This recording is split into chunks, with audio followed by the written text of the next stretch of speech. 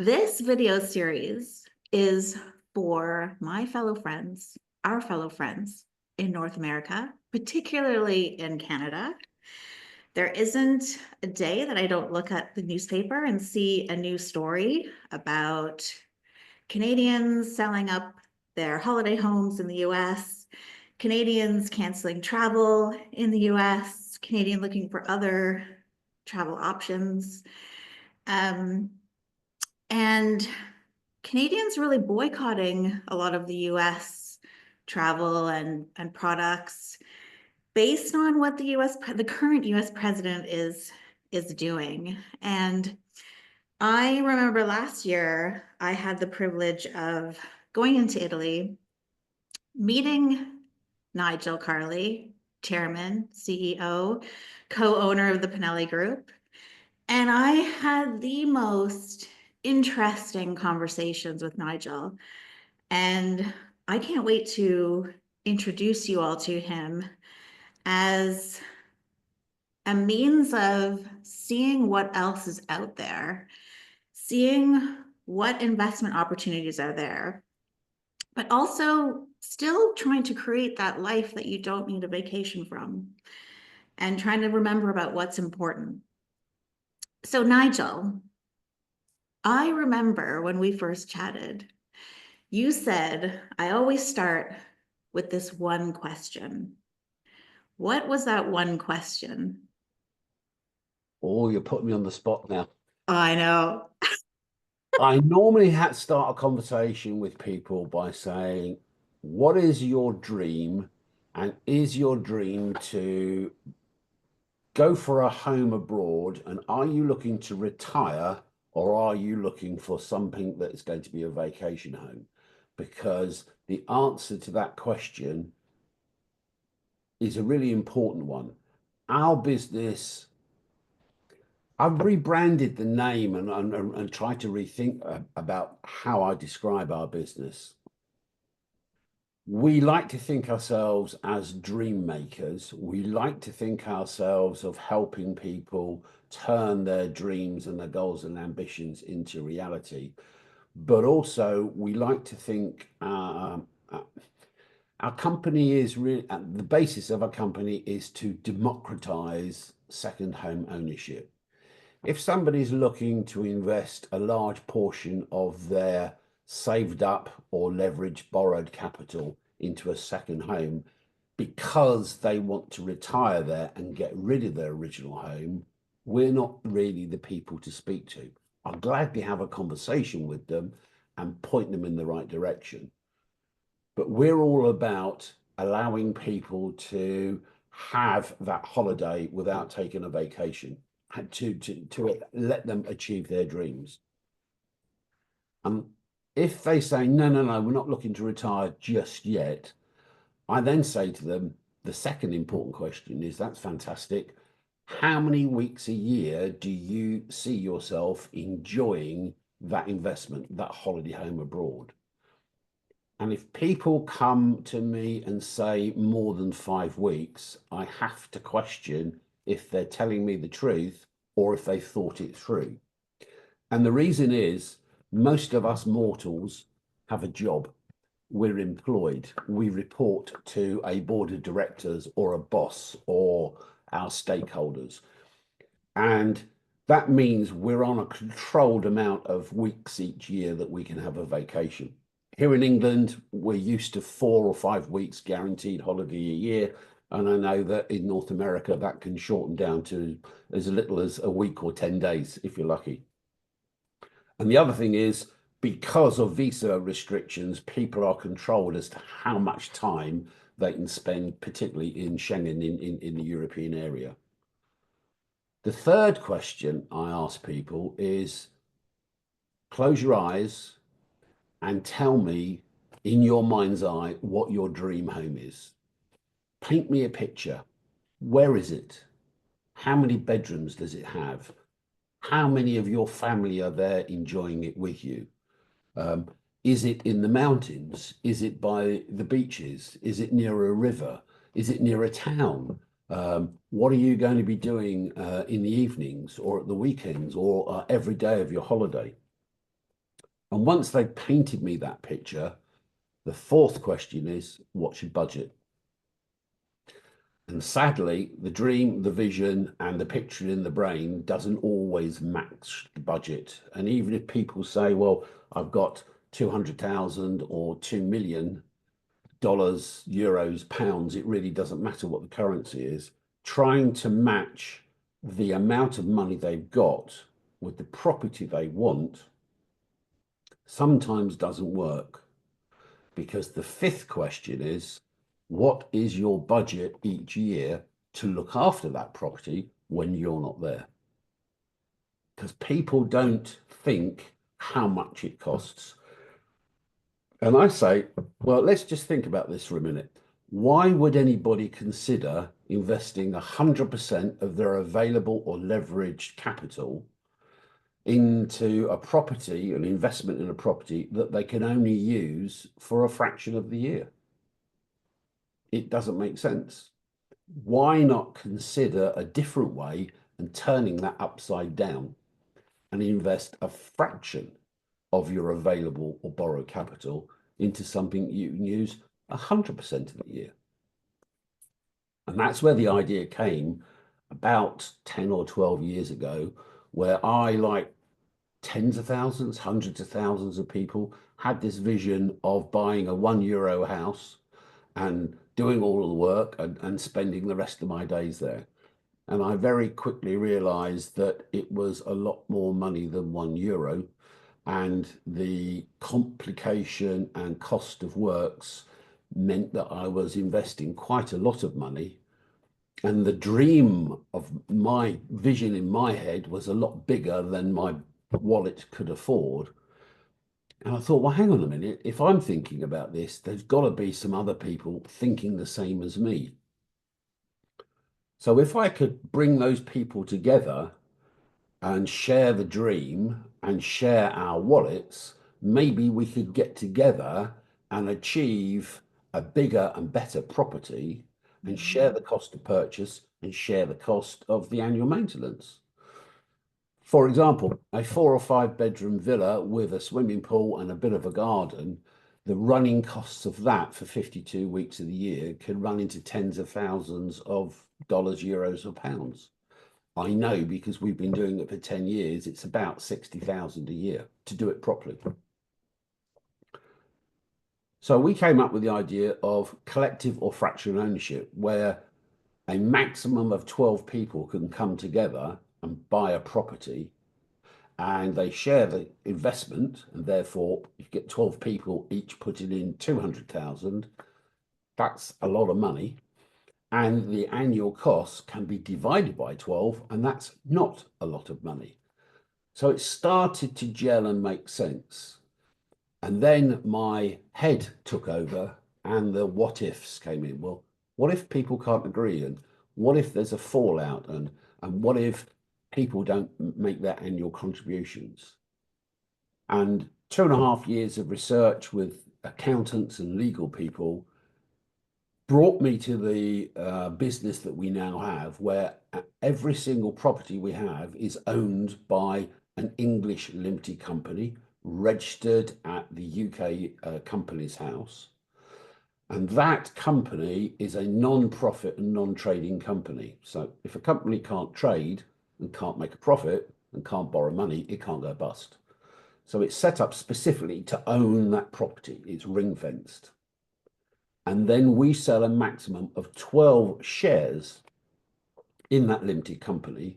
So everybody has an equal share and an equal right and an equal vote. Written into the shareholders' agreements are things like how people pay the annual maintenance and what happens if somebody doesn't. That's never happened in 10 years, but it's the what ifs. So we came up with a very simple, straightforward process that's been approved by a number of legal firms now, where an English limited company buys that property. It stands alone. It cannot ever borrow money. It cannot ever enter into any trading activities, so it's protected. And a maximum, and this is important, a maximum of 12 people can own that property. History has shown us that we only actually have a maximum of 8 owners in any property. Why? Well, some people, particularly our North American cousins, choose to buy multiple shares because it's a long way to travel for 2 or 4 weeks. And they buy 2 or 3 shares. Our biggest share owner are a wonderful couple from San Diego. They own 3 shares. We have other people that have 2 shares and some that just have 1 share. Each share is worth 4 weeks of exclusive occupation a year. So if you have 3 shares, that gives you 12 weeks. So the system works simply. For an investment from £40,000 up to our most expensive at the moment is £225,000. You can own a share in a property that otherwise your budget may not have stretched to. If we take the bottom, that 40,000 would buy you a share in a beautiful apartment in a 500-year-old palazzo in the center of an historic center of an idyllic Italian village. Which I have seen, everyone. I mean, it is Of course you have Palazzo stunning. Matteo. I mean, it is stunning what you have created in Italy. And that's why I'm so excited to bring you to everyone that I know, because even myself, I have property in Canada that I have, earn rental income from. Not Italian, by the way, I'm sorry. And I think this is first of all, Nigel, I could listen to you all day because you take such a complicated, or what seems to be complicated, topic of our concept of fractional ownership, and you really break it down. And the more I spoke to you when I was in Italy last October, and it was Villa Velius Yeah. that we were at, and stunning. What is it valued at? Like 2.6, 2.8 million, I think it was at the time. Something in that region, exactly. And the fact that you said, take what you have and use it 100% of the time, but don't buy 100% of it, and it was just a really fascinating discussion. And I think as the landscape for North American holiday homeowners is changing, I think this is a really viable option. And I'm starting to see, I know it's not new and there's other people that do it, but I think what people tend to think of is, oh, is that like a timeshare? Yeah. So can you speak to that? Because I know there The was, elephant, the yeah, elephant in the room. elephant in the room. I'm going right to it. Well, no, I'm delighted, and I invite people to get that out there as quickly as possible. We have a phrase in England called it does what it says on the tin. Timeshare does what it says on the tin, and it is sharing time. You do not own any part of the property you have a timeshare in. It's almost like a lifetime's club membership of hotel accommodation. There's nothing wrong with timeshare, apart from the fact that try and sell your timeshare once you've bought it, and it's something you can't actually leave as part of your estate or will to your dependents or your family. And most timeshares are a bit like Apple Music. When you die, your membership dies with you. It is non-continuous. So it's a sharing of time. It's as simple as that. Timeshare will be significantly cheaper than ownership or fractional ownership because you're just sharing time, but it's rental, it's dead money. You'll never get it back. Fractional ownership does what it says on the tin. It's ownership of an asset. And as I described earlier, fractional ownership means you own part of a company that owns that property.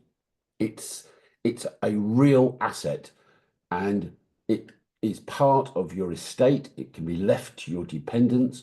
You're at liberty to sell your share whenever you want, to whoever you want, for whatever price you want. There's no penalties to leave the family, so to speak.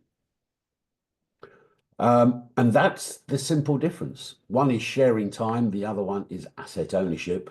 And asset ownership where you're sharing it with a few like-minded people. Somebody once compared it to similar to you get these consortiums that club together and buy a racehorse, or club together and buy a helicopter, or a jet, or a boat. Big difference is racehorses die, boats sink, and aeroplanes cost a lot to run.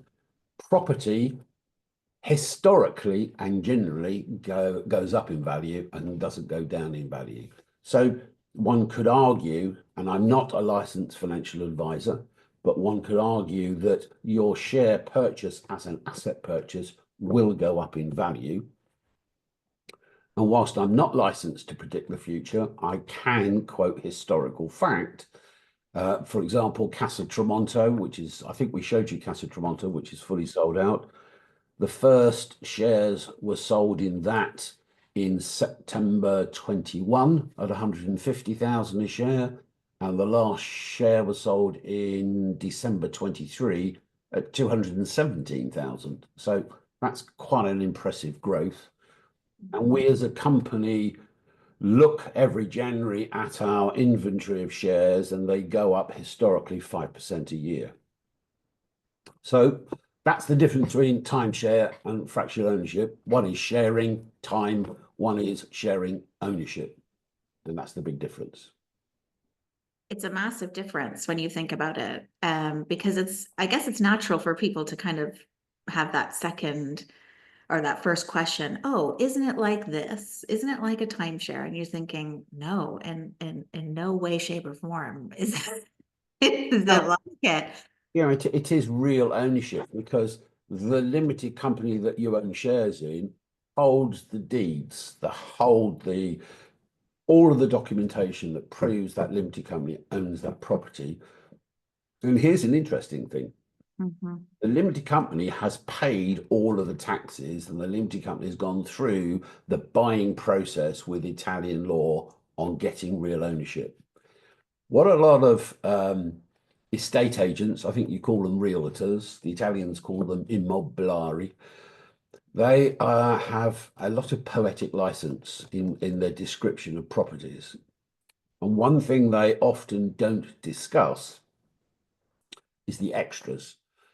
Whatever price you negotiate to buy a property for, might be an apartment, might be a villa, might be a castle, palazzo, it doesn't matter. Whatever price you agree to buy for, there is an additional up to 20% extra cost on top of that. People go, what's that for? Well, as a non-resident buying a property in Italy, you've got to pay 10% state property purchase tax. It's 10%. The realtors, the estate agents in Italy are wonderful people because they earn a fortune. They actually earn 8% commission on every property sale because they charge the seller and the buyer 4% each. So 10% property tax, 4% estate agent, there's 14%. A notary has to act in a property purchase by law. That's another 2%. So there's 16%.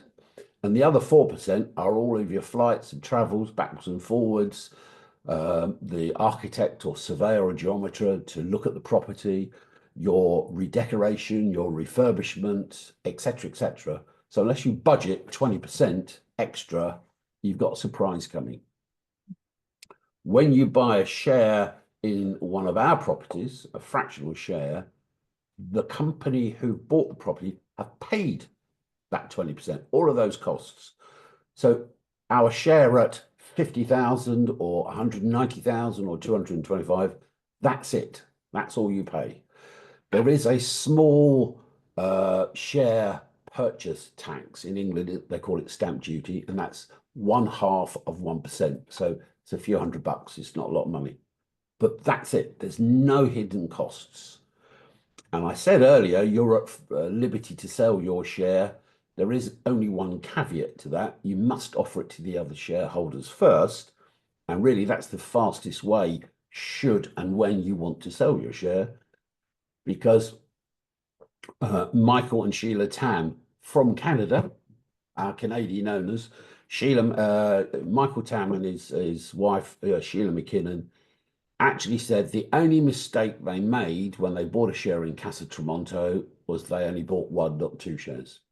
They're waiting for one of the owners to resell a share so they can buy another one. And if somebody buys into one of our properties and wants to resell in the future, we will say, well, come to us first because we've got access to a global database and waiting lists of people waiting to buy shares. So it's just not a problem.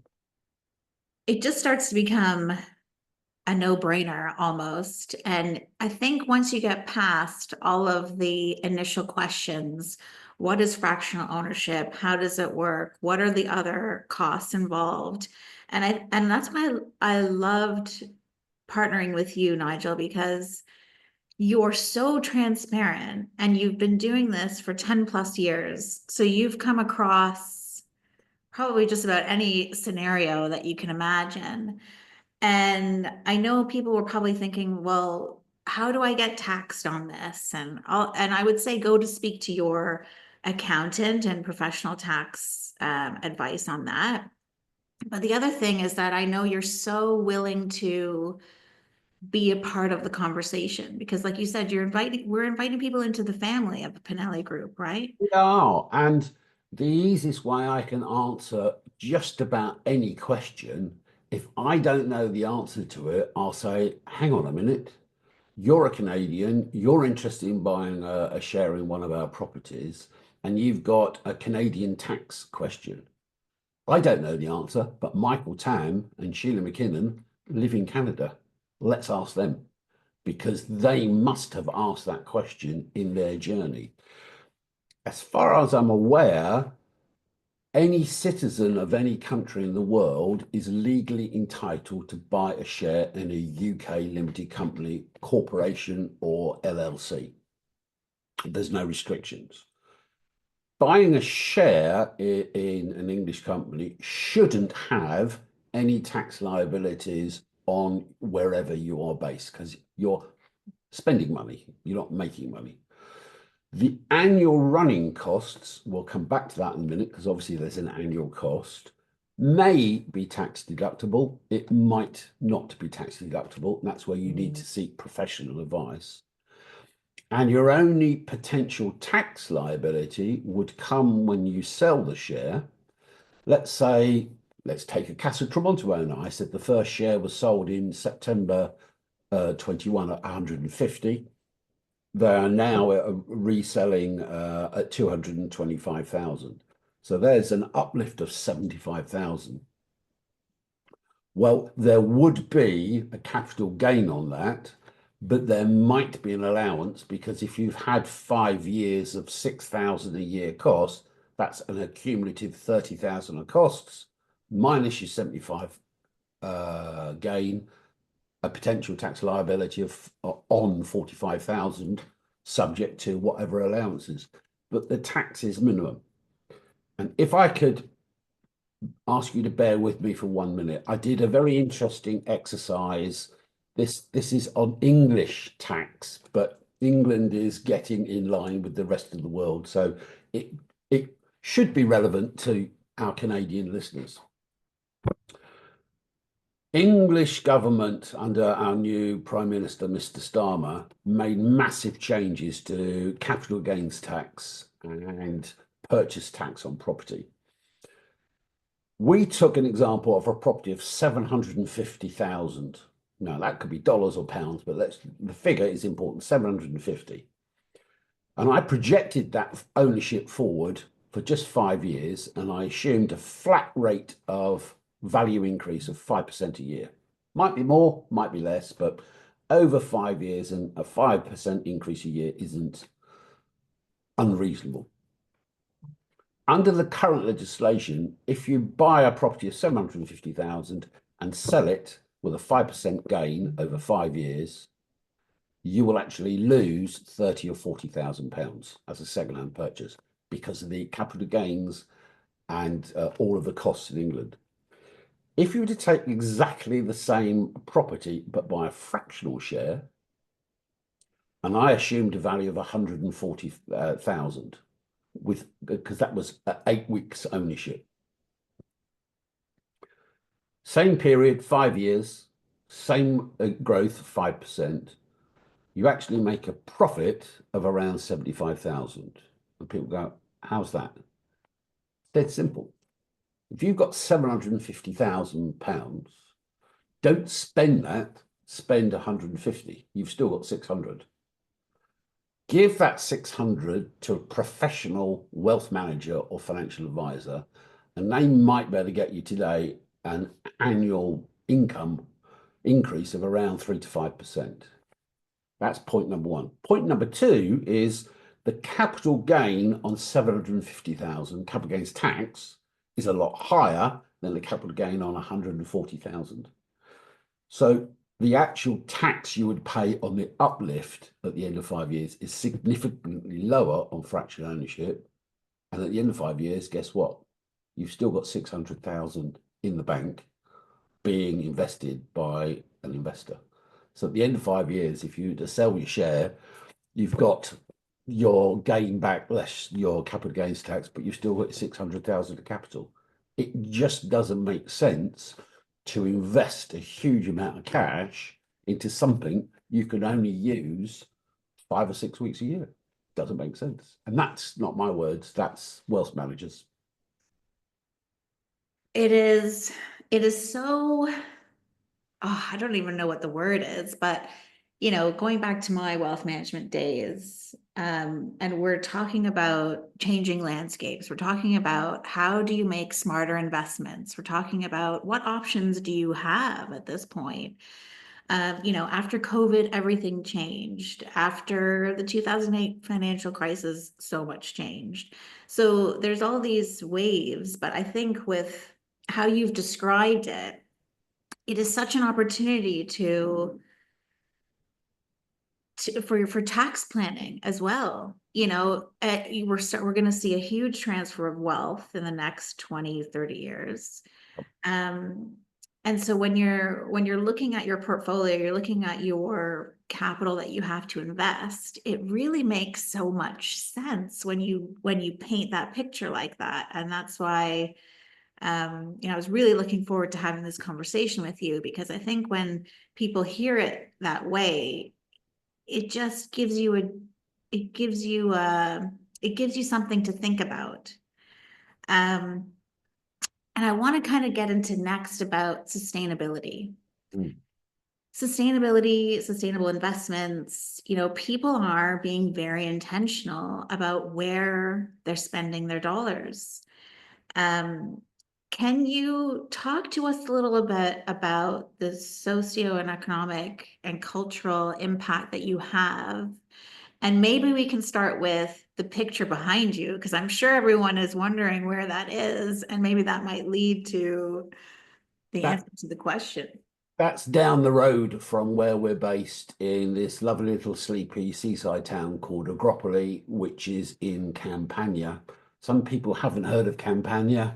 If you say, well, the Amalfi Coast is kind of in Campania.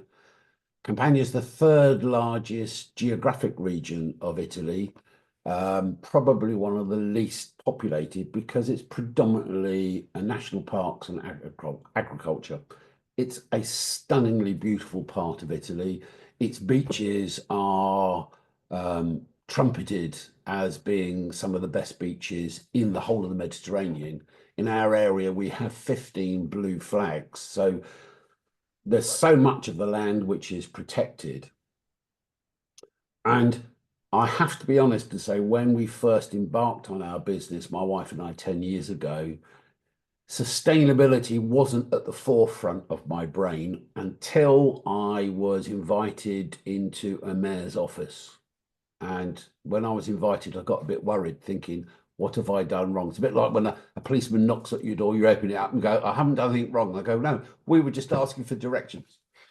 So we went into the mayor's office and he said, Nigel, Dawn, I just want to, I've invited you in just for a cup of coffee and to thank you.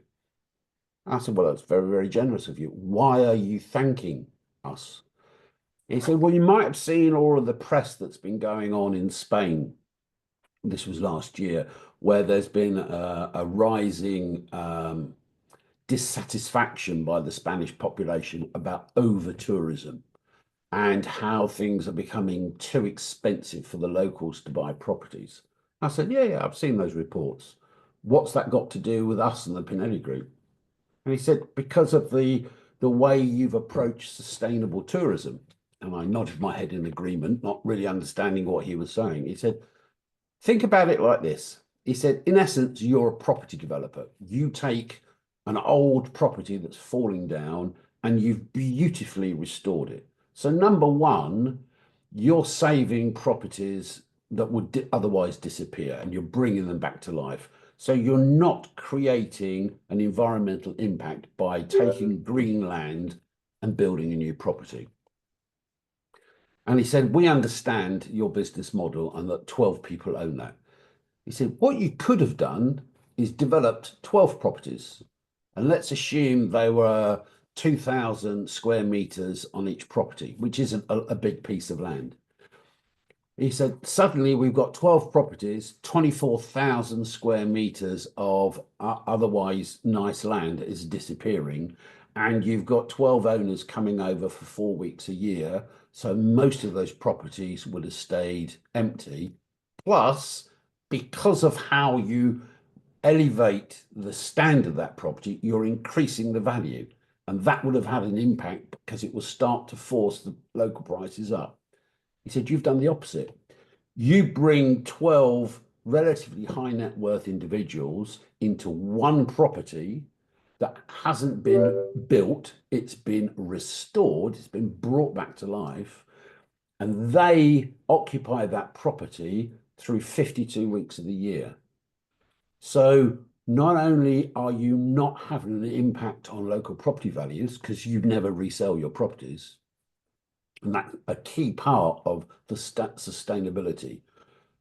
We sell the shares in the English limited company, the property never gets resold. So it has no negative impact on local property values.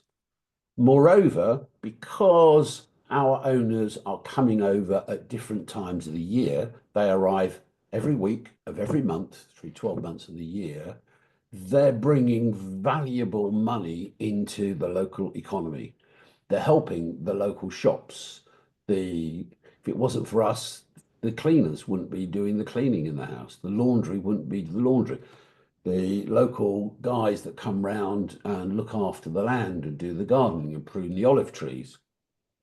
The local bars and shops and restaurants are all benefiting. And in fact, this mayor, Coppola of Agropoli said, in July and August, it's the busiest time of the year and Agropolis population swells, doubles by tourism coming in.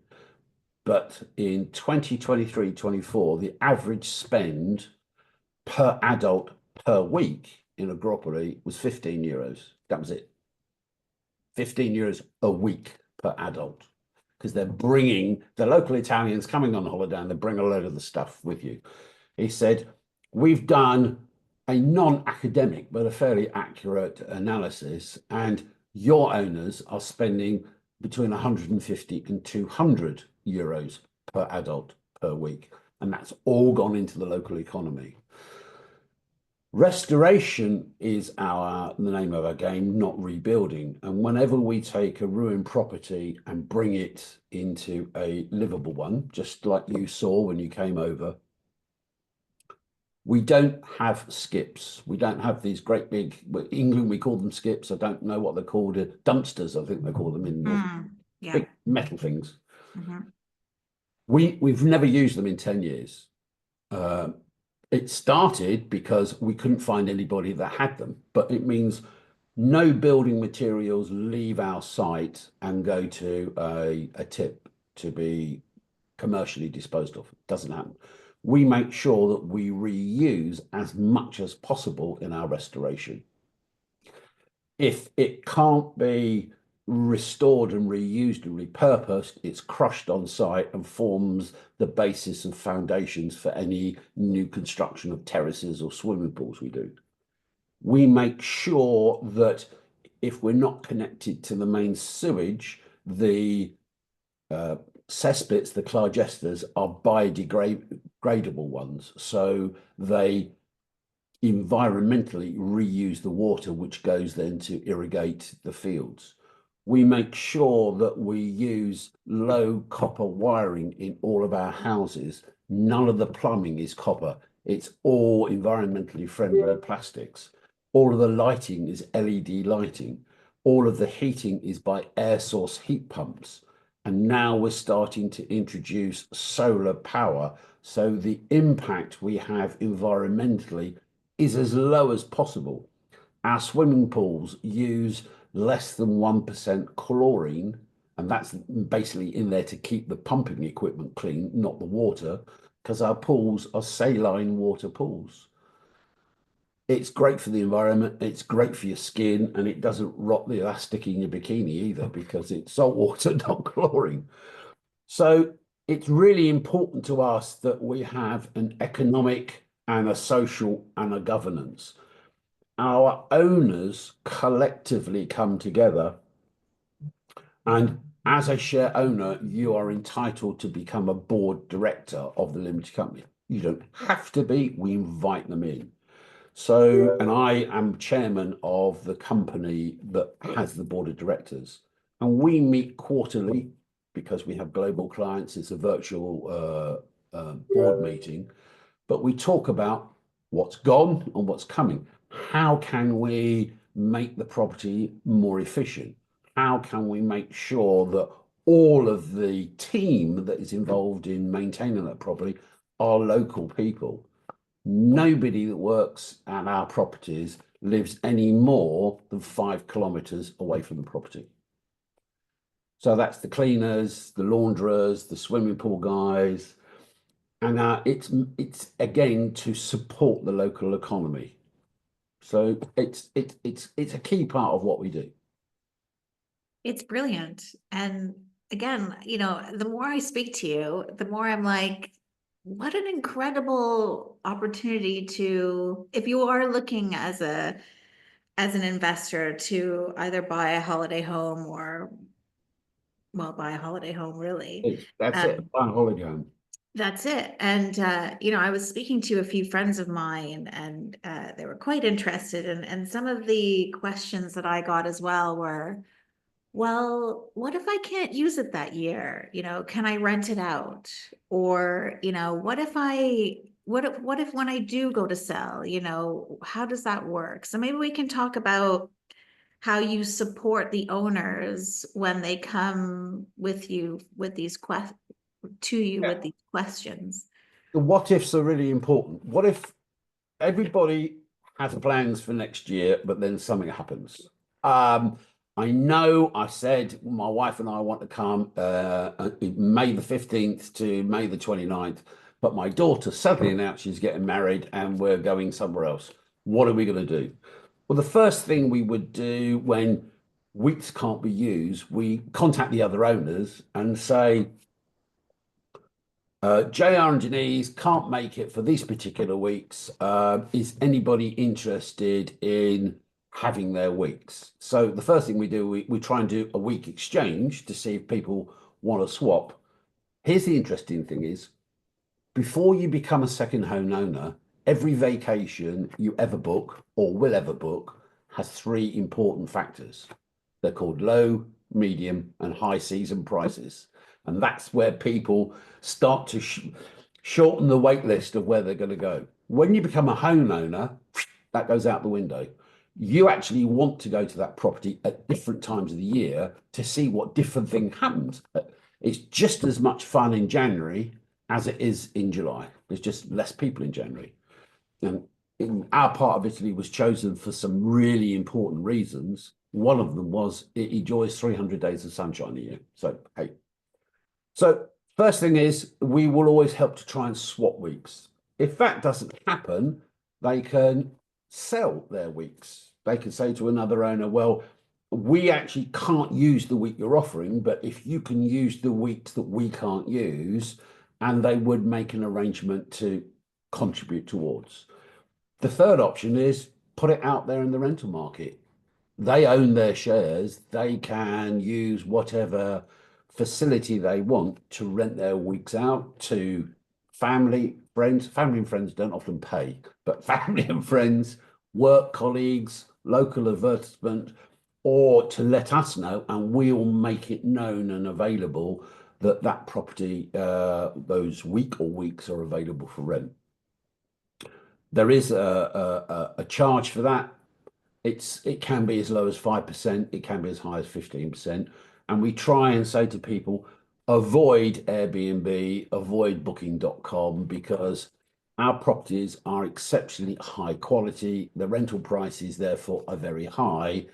We discourage wholeheartedly, it's a polite way of saying they're banned, single sex holidays. We don't want hen parties and bachelor parties. Thank you very much. It's not in our bag. So yes, we are always there to try and help. I am so lucky, my wife and I are so lucky, we have a team of people that live in Campania, live in Agropoli. Max, my stepson, Alessio, Mika, etc., are all there to support people to make sure that their ownership is enjoyable and used as often as possible. This is You had another question. It was weeks and something else. was it? It was weeks and Can I rent it out? And there was another can I question. rent it out? Oh, and then if I go to sell, Ah, do you offer help we in do. that and what's kind of involved there? I think I said earlier on, there's no restriction on when you sell your share. You can sell it at any time for any price to anybody. There is no penalty. You are a shareholder in that limited company, and the only caveat rule is that you must offer it to the other shareholders first. They're your best customers because, and again, I'll happily, anybody who sees this video and would like to be put in contact with Michael Tam and Sheila McKinnon, they're from Canada. He's a really, really bright, intelligent guy, and he's in wealth management, but he's also an investment manager. He understands money. He actually said the only mistake they made was they only bought one share instead of two. We know there is an owner that's got three shares that might be selling one of their shares, if not all three, in the next couple of years, because sadly, the wife of that partnership is becoming very frail with Parkinson's disease and may not be able to make the journey.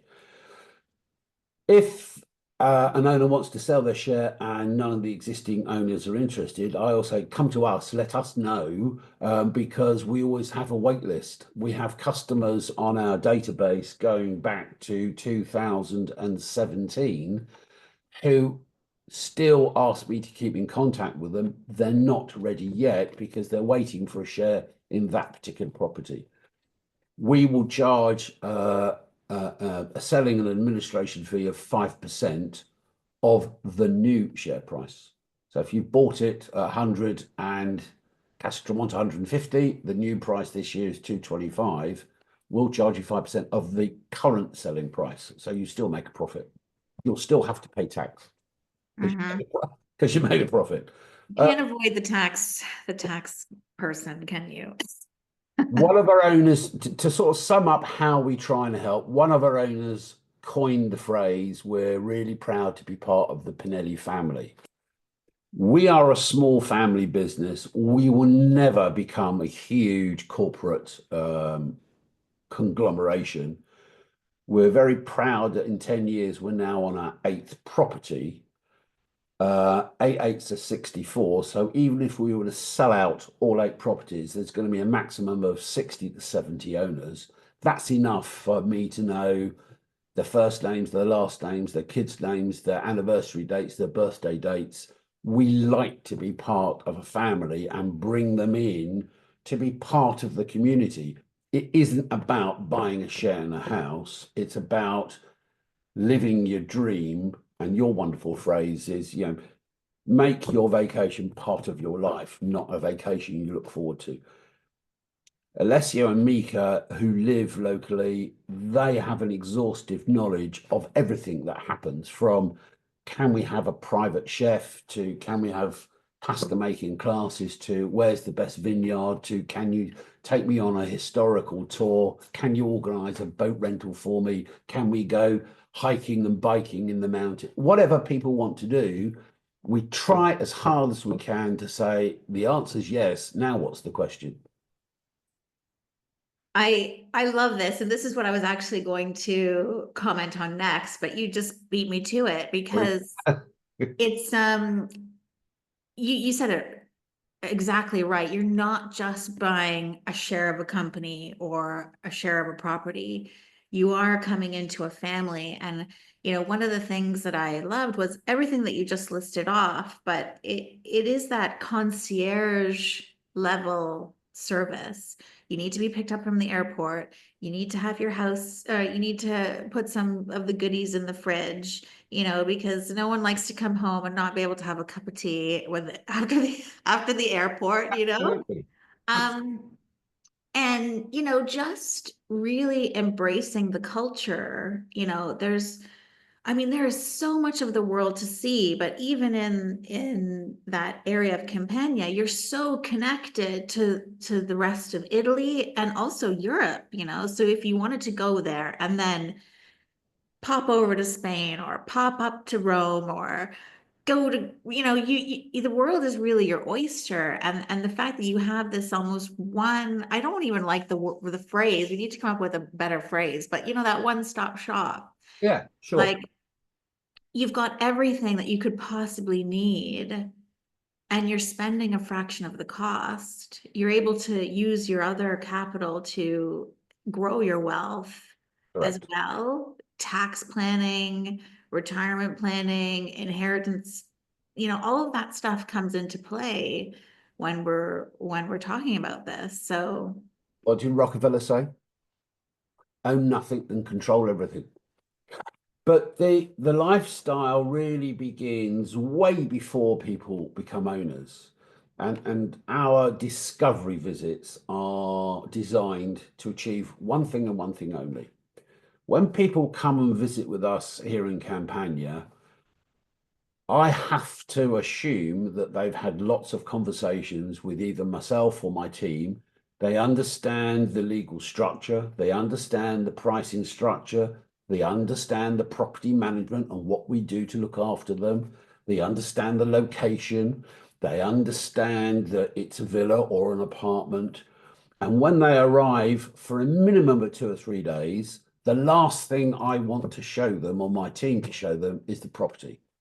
That's easy because it's Marmite. And if people out there don't know what Marmite is a disgusting brown goo that people spread on toast.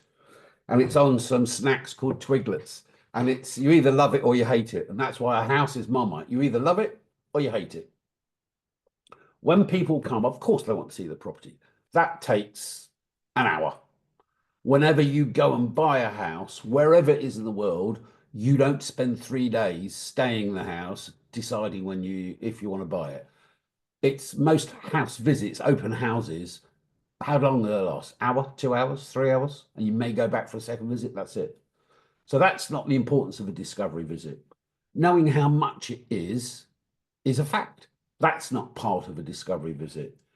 Our job is to say to whoever comes to look at our properties, I've got 3 days to crack open the window to let you peek at Campania, to give you a little tiny snapshot and to help you see how you can enjoy this forever with your loved ones, with your family, with your friends, and to whatever it is that you're excited about in life. Deep sea fishing, mountain climbing, culture, history, concerts, music, food, countryside.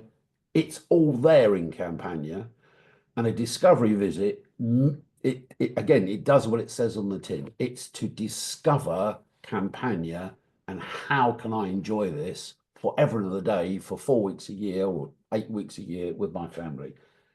That's when our relationship starts, and that gives people a little tiny peek as to the family they're joining, the Pinelli family, and the big team of people that support our owners throughout their lifetime. And that to me is the most important thing. And that's really the impression that I got when I came last year in October on the partner visit, which was a discovery visit, and you've got another one coming up in March of 2025, depending on when you're watching this video, might be coming up or maybe just passed.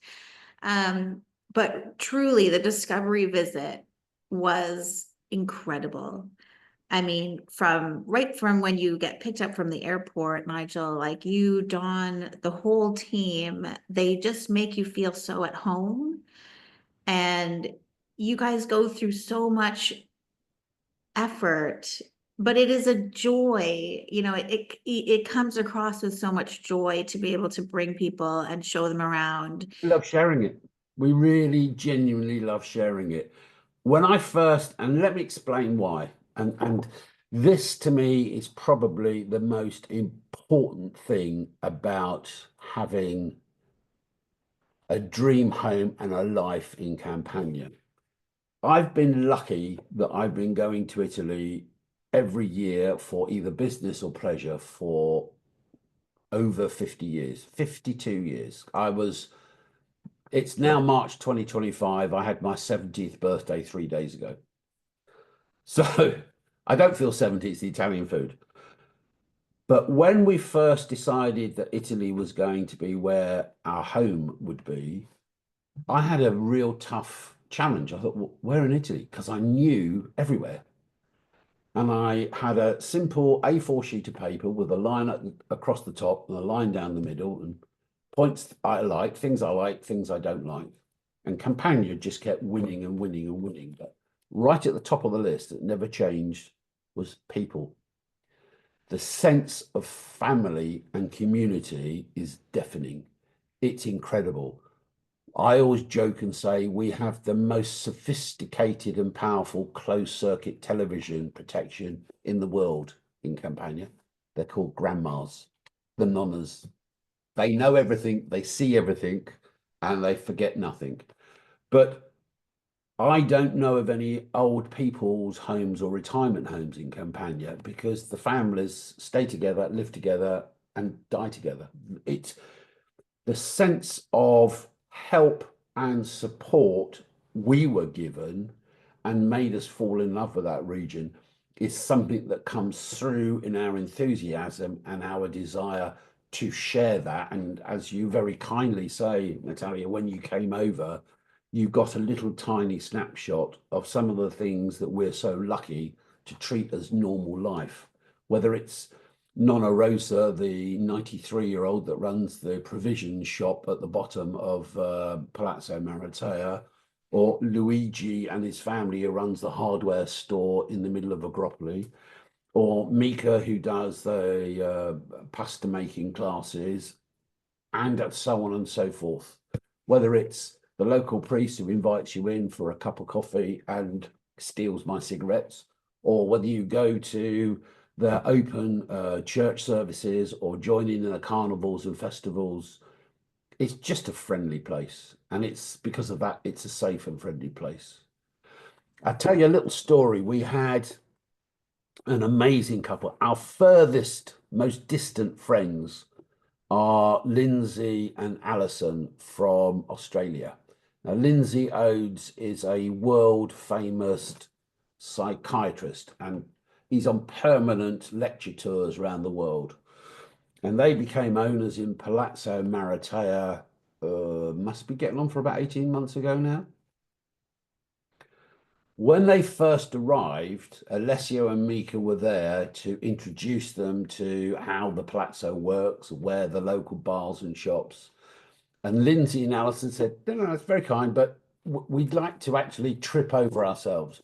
We want to go and walk the streets and just find our way around. It's part of the fun of discovery. Alessio said, fine, fine, fine. What they didn't know was that he'd let people know in the village that these guys were arriving and they didn't speak too much Italian, and to try and help them wherever possible. And if they needed translating, to ring Alessio.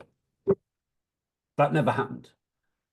2 days into their first week, They were invited. This is Lindsay and Alison invited Alessio and Mika for dinner. They beat them to the post.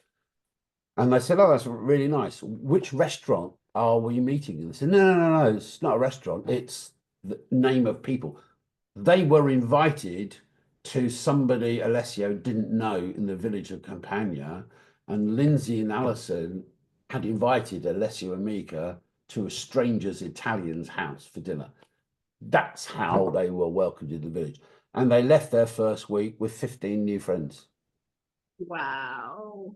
So if that isn't an important part of mental well-being and relaxing and chilling out and turning your phone off and saying, this is an investment for my life, not for the rest of my life. This is how I can detune. This is how I can appreciate my family. This is how I make new friends. This is how I find out about a wonderful lifestyle. And I'm just giving up 4 weeks out of 52 to really reach my dreams, reach my goals, and find a way to enjoy life and new friends. It's one of those benefits that this business has given, certainly my wife and I. In 60 years, and I'm 70 now, in 60 years, I probably had friends that I could count on the fingers of one hand. A friend to me is somebody who never asks you questions and is always there to help you. Within 10 years of being in Italy, I've now got over 200 friends. Wow. These are people that ring me up every week to say, when are you next coming over? We haven't seen you for so long. And the birthday wishes I got for my 70th birthday, 92% Italian. It's just amazing. It's more about lifestyle and choice. And I find myself eternally grateful that we've managed to create a Pinelli family in a business that's been recognized as sustainable tourism and is contributing to the wealth and well-being of a tiny part of Italy. To me, oh, if I die tomorrow, I die a happy man, knowing that we've made lots of people quite happy. Well, it's incredible what you've done, and even, branching out into other countries, bringing your brand into other countries like, Spain, and I'm not going to say wherever else, because there's certainly lots of excitement around there. But I think for anyone who is, whether you're in Canada or not, I'm hoping that now that you've heard from Nigel and you've got a chance to just be with us and just really get a sense of Pinelli, the people behind the Pinelli brand, Nigel, anyone. Nigel is always available to speak to anyone who is curious, who has questions, who wants to understand more about fractional ownership and how it can work for them or maybe not work for them. Because Nigel is the first to say, as you saw, he's very transparent. He wants to help you live your dream. We want to help you live your dream. And what really resonates with me, Nigel, is this holistic way of living, which is why we bonded so well, and why I wanted to have you in this video series, is because, life, I mean, people say you travel to escape life, but that's actually not the case. You travel so that life does not escape you. Absolutely. And I think that last story that you shared with the owners from Australia really speaks to that, because how many of us are, lonely, or there's so much more of life that we need to experience. And you're giving people this gateway to actually be the change that they want to see in this world. And we've talked about a lot of different things, but sustainability, investment opportunities, we talked about well-being, we talked about lifestyle. All of these things that are really representative of both of our brands. How can you create more wealth, not just in your bank account, but in all areas of your life? Absolutely. That's really important. And I've really enjoyed today, and perhaps we'll have the opportunity to have another chat. And I'd just like to sort of leave you with this thought. Next time, let's start off with the bad things. Let's do some negatives. Well, how do I get there? And how far away from the airport? And what about this? And what do I do if this goes wrong? And how do you do this? Let's do it. And then I'd also like to talk about some of our specific owners. I've mentioned Lindsay and Alison from Australia. I touched on JR and Denise from San Diego. Um, Christine Formico, let that be in your memory. Christine is the most adorable lady who is closer to my age than your age. And she has had, and I know she won't mind me saying this, an incredibly challenging life through massive family pressures and some of her family being on the wrong side of the law and all sorts of mental health issues and blah, blah, blah.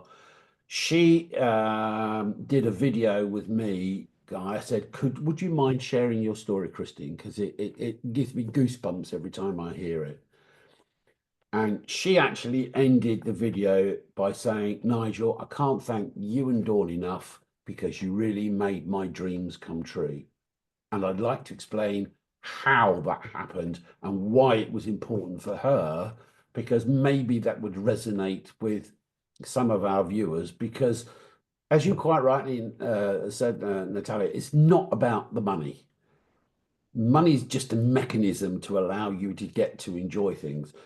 What we offer is an incredible opportunity to achieve things beyond your dreams, size of property, sensibly use your money, wise investment, but then share that experience with your loved ones, your family, your friends, your work colleagues, and the people of Italy.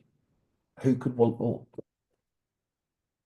Honestly, I think we should just leave it on that note. And yeah, I would say if any of this has resonated with you, reach out to me personally, and I'm happy to arrange a meeting with Nigel, or we can bring you on a Zoom, or we could, if you're ready to go, it's like, let's go discover. I with the retreats that we do, we also use some of the Pinelli Group properties, and it's just a joy to be partnering with you, and really to share what you can bring to people's lives. And I'm really thankful for your time today, Nigel. Thank you so much. It's been a pleasure and a joy, and I look forward to the next time we can have a little coffee morning chat. Have a wonderful day and come and see us soon. Bye. Bye for now.